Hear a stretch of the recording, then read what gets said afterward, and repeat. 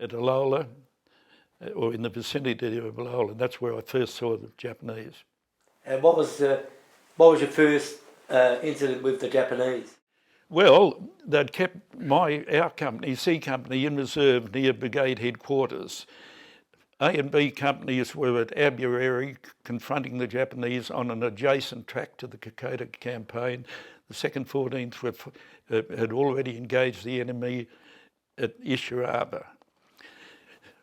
At brigade headquarters, I looked across.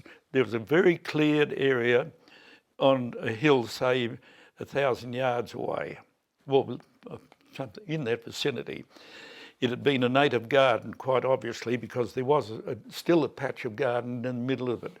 Suddenly, I saw about 30 people surge out of the rainforest behind it, down this cleared area, and start frantically digging.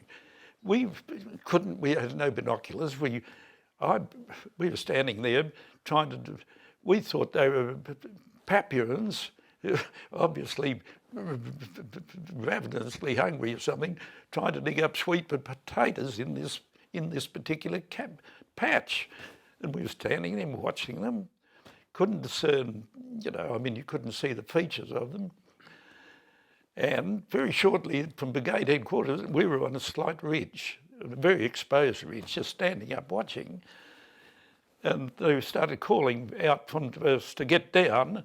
And what they were doing, they dug in a heavy machine gun and were firing at us. And the bullets were hitting the trees behind brigade headquarters. I mean, we didn't realise this until they called out. So we got down, and very shortly, brigade headquarters asked me to send out a section of my platoon, that's about 10 men, to silence the machine gun. So Doug Burgess, I was the platoon commander, Doug Burgess left to do that. That's the last we saw of our platoon sergeant. He was subsequently wounded, not very badly, but went back. So we were bereft of a platoon sergeant from that point on.